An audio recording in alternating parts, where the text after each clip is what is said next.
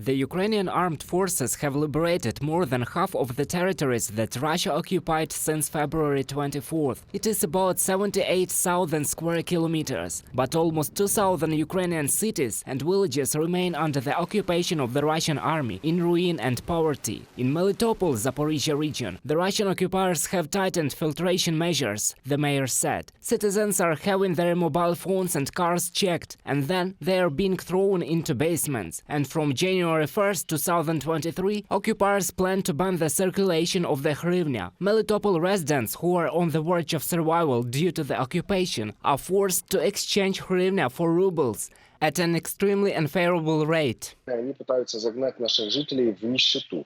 They are trying to drive our people into poverty. Now I am talking about the situation they are doing with hryvnia. Since January 1st, the Russian occupiers have announced that any person who has hryvnias is a traitor. This is a traitor to the motherland, and any kind of terror violence can be applied to him or her, ranging from the fact that they will be taken prisoner or carry out explanatory work and ending with that they will be deported or in captivity.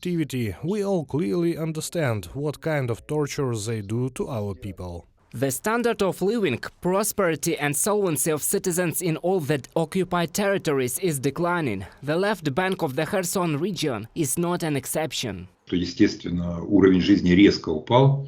Naturally, the standard of living fell sharply. Why did it fall? Because those types of activities that people were mainly engaged in before have disappeared. Agriculture, which was the basis of the left bank activity, what happened to it? The Russian authorities partly confiscated it, confiscated the harvest, winter crops, and partly forced them to sell it to them at reduced prices. And while the incomes of many people are declining and some have even lost their jobs, the Russians are raising prices. Supplies to the left bank of the Kherson region are completely controlled by the occupiers, and therefore even essential goods are often beyond the reach of residents of the region.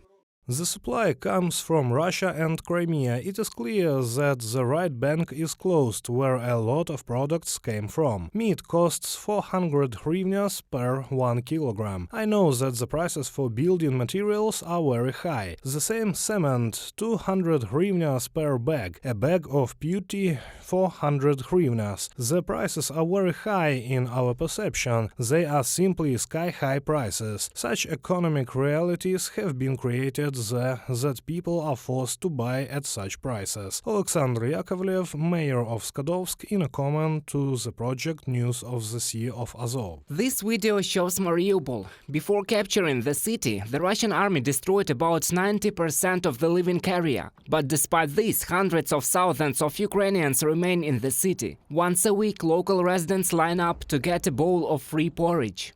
The humanitarian situation in Mariupol is catastrophic. People simply freeze in their own apartments without windows, heat, electricity and water supply.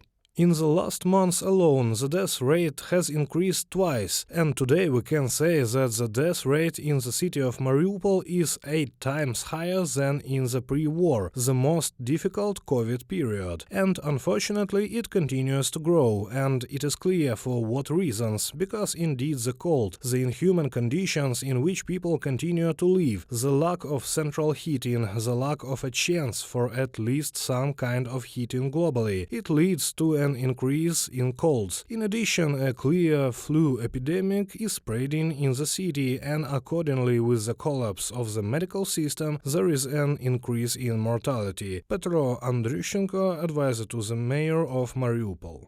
Immediately after the occupation of Mariupol, Russian officials promised to rebuild the city. Kremlin propagandists began to spread information about alleged reconstruction of residential buildings, bridges and roads. The Russian Ministry of Construction, Housing and Utilities named the project for the reconstruction of the destroyed city a master plan for a development of Mariupol until 2035. But instead of the promised benefits, the Russian occupiers brought only death, destruction and poverty to Mariupol.